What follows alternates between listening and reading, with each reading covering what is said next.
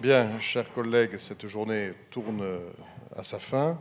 Je voulais d'abord remercier les candidats et leurs représentants qui ont joué le jeu, qui ont respecté le timing pourtant très serré que nous avions prévu, qui ont répondu véritablement aux questions. Donc, merci à eux.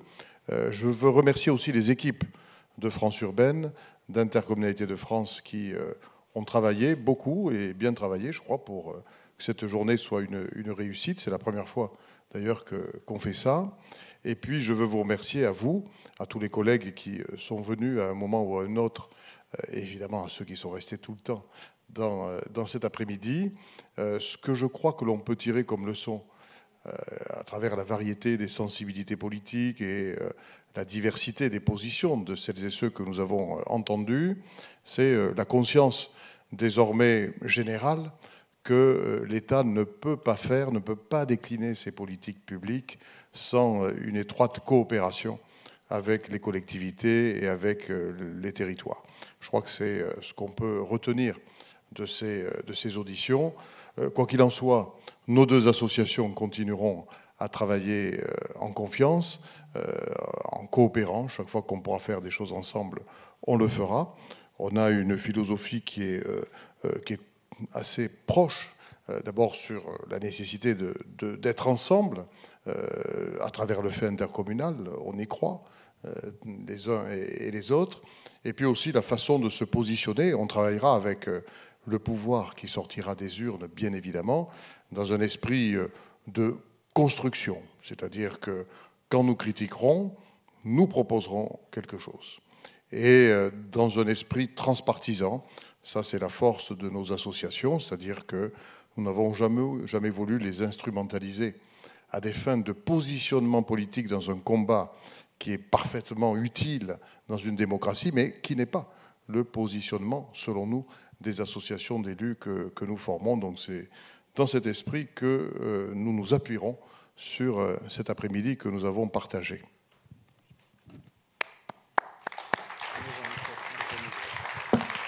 Et à mon tour de conclure cet après-midi en vous remerciant à nouveau toutes et tous pour votre participation et surtout aussi remercier nos équipes qui, depuis plusieurs semaines et plusieurs mois, sont les chevilles ouvrières de la réussite de cette journée. Jean-Luc l'a dit à l'instant, Intercommunalité de France et France Urbaine sont amenés à poursuivre leur collaboration. J'avais particulièrement insisté pour que Johanna Roland soit présente au congrès que nous avions organisé à Clermont-Ferrand au mois d'octobre dernier, parce que je crois, comme tu l'as dit, que nous avons en commun cette France des bassins de vie, cette France du territoire vécu par chacune et chacun de nos concitoyens qui ne se limitent plus à leurs frontières communales, mais ont bien conscience que c'est sans doute plus par la coopération que nous arriverons à relever les défis du présent et de demain qu'en étant renfermés chacun sur nous-mêmes. Et que ce soit à France Urbaine ou à Intercommunalité de France, je crois que nous avons toujours eu la même ligne de conduite que non pas d'opposer communes et communautés, mais bien de comprendre que nous sommes tous ensemble réunis dans une relation si particulière et unique qui nous unit au service de nos habitants.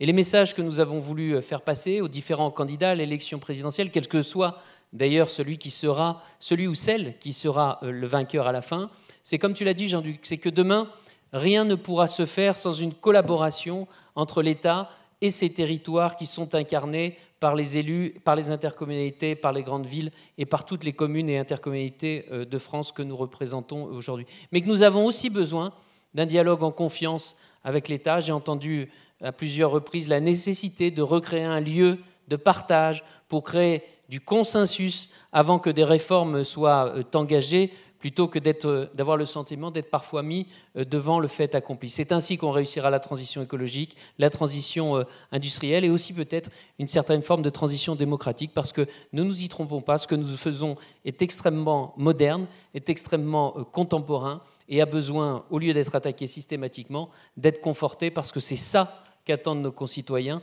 que nous sachions administrer à l'échelle de ce qu'ils vivent et non pas administrer à l'échelle de théories qui ne correspondent pas au vécu des uns et des autres. Merci encore une fois à toutes et à tous pour votre participation et à très bientôt, et surtout aussi n'oublions pas, il est important d'aller voter et de faire voter au premier et au deuxième tour des élections présidentielles. Et qu'il y aura un petit verre après. Merci.